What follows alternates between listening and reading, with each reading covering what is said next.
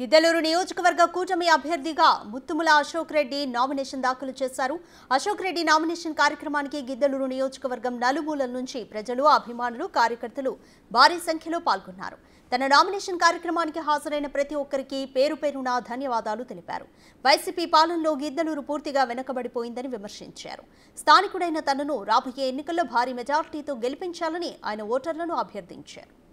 Telugu Desam party MLA అభ్యర్థిగా Telugu Desam, Janasena, BJP కూటమి తరపున నేను ఇవాళ పెద్ద ఎత్తున నామినేషన్ వేయడం జరిగింది.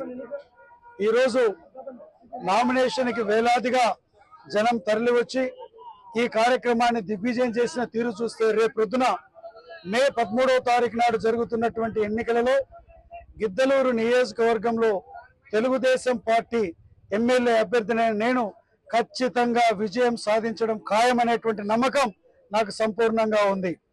అలాగే ఎంపీగా మాగుంట శ్రీనివాస్ రెడ్డి గారు పోటీ చేస్తా ఉన్నారు.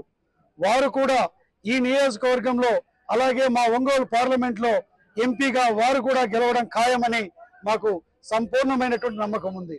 ఈరోజు మా నియోజకవర్గ పరంగా తీసుకుంటే తెలుగుదేశం పార్టీ ఉన్నప్పుడు, ఆ రోజు శాసనసభ్యుడిగా నేనున్నప్పుడు పెద్ద ఎత్తున నియోజకవర్గంలో అభివృద్ధి కానివ్వండి, సంక్షేమాన్ని కానీ అందించాం. ఈ రోజు ఈ వైఎస్ఆర్ పార్టీ అధికారంలోకి వచ్చిన తర్వాత ఈ నియోజకవర్గంలో వారు చేసినటువంటి అభివృద్ధి ఏమీ మచ్చు కూడా లేదు. ఈ రోజు త్రాగునీటి సమస్య తీవ్రంగా ఉంది. సాగునీటి రంగాన్ని నిర్వీర్యం చేసింది.